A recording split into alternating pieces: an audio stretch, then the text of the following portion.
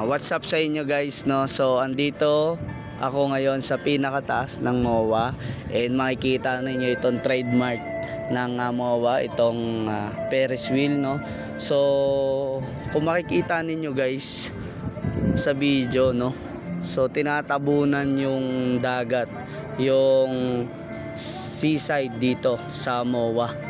Kasi ito pala is magiging extension ng MOA guys. Kung makikita ninyo guys to, napakagaling ng technology. Dahil tubig siya guys, dagat siya, no?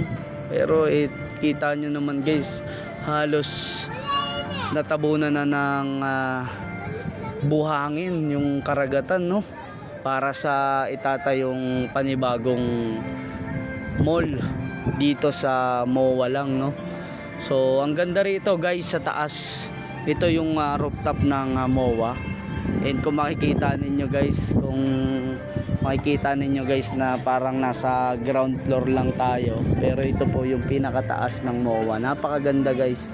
Pwede kayong pumunta rito at mag-take ng picture guys dito sa taas ng MOA guys. And syempre makikita ninyo sa baba yung mga palaruan dyan sa seaside, no? And pwede kayo mag-take ng picture dito guys.